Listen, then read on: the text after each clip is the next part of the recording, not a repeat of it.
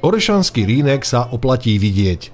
Ten tohtoročný mal podtitul Obrázky z Orešanskej svadby a pripravilo ho občianske združenie Fidlikanti v spolupráci s obecným úradom a ďalšími partnermi. Orešanský Rínek vznikol ako akcia ľudí, ktorí majú chuť a ktorí majú naozaj také umelecké cítenie, aby sa tu na obci niečo odohralo a samozrejme Orešanský kraj a orešanské okolie je známe svojím folklórom, svojimi dobrými pesničkami, takže materiálu je tu strašne veľa. Tento mančaft, títo ľudia, my sme spolu 6 rokov Fidlikanti. Deti hrajú, 5 rodín sa staráme o to všetko, ako to funguje. My to voláme akože detská ľudová muzička, lebo detičky všetky naše, ja mám 3, tí ďalší po 2, po 3 a všetci hrajú, spievajú a my sa staráme o to ostatné. Varíme, vozíme, zháňame peniažky, obliekame, žehlíme a tak. A teraz sa priznám, že sme cvičili maličko, ale rozdala som na začiatku leta scenáre, oni sa to všetko naučili, už sme sa len zahrali. Poprvýkrát vystúpili s týmto programom, ktoré sa mi veľmi páči, je to z nášho regiónu a som veľmi šťastná, že v našej obci môže byť takáto zohratá skupina, ktorá ozaj reprezentuje našu obec.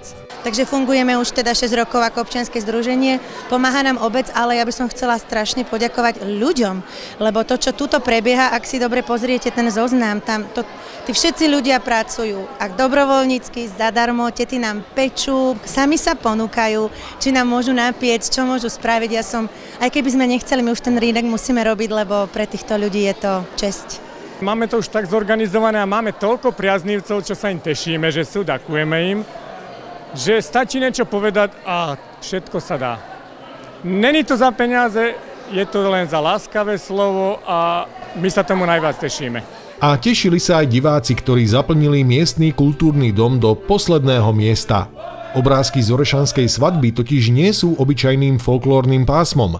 Je to prevažne hudobno, tanečno a tak naivné, divadelné, spravená akcia. My sme sa o to snažili, aby to bolo najmä gruntom, to znamená, že to podstatou, aby bolo naozaj z našej lokality a samozrejme do toho sme dávali také drobnučké čerešničky na to, aby sa ľudia naozaj bavili a aby to trošku pripomenulo, že nie len minulosťou, ale aj súčasnosťou je človek živý. Ale živí sme i dobrým jedlom a toho bolo na Orešanskom Rínku požehnane a všetko miestne špeciality. Napríklad to je orešanský šívavec, to je ryža a mäsko dusené so zeleninou.